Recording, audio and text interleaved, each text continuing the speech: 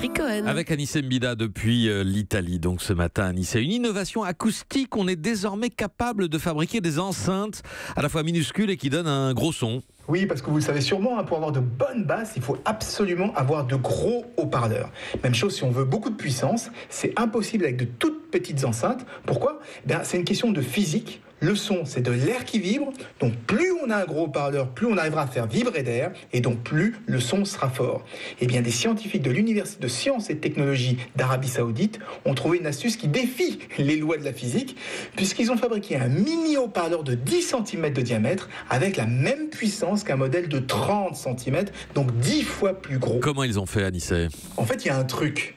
Si on découpe le haut-parleur, on verra que tout l'intérieur est composé d'une structure creuse qui ressemble à un labyrinthe. Et les dizaines de petites salles de ce labyrinthe vont agir comme autant de mini-caisses de résonance qui vont amplifier le son.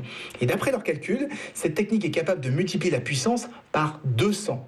C'est un peu comme quand vous posez votre téléphone portable sur un gobelet en papier, le son apparaît plus fort. Et bien là, c'est un peu la même chose, sauf que la structure en labyrinthe est capable de reproduire beaucoup plus de fréquences, donc le son sera meilleur. Et ça permet quoi ? D'avoir dans son salon des enceintes beaucoup plus discrètes, mais qui restent tout aussi puissantes. Est-ce que ça fonctionnerait aussi avec des casques ou des écouteurs ? Oui, mais là, l'objectif n'est pas d'avoir plus de volume. On se plaint déjà assez que les jeunes écoutent la musique trop fort et que ça crée des troubles de l'audition. Non, l'idée, c'est plutôt d'améliorer le rendu des basses. Avec des petits écouteurs, on les entend quasiment pas.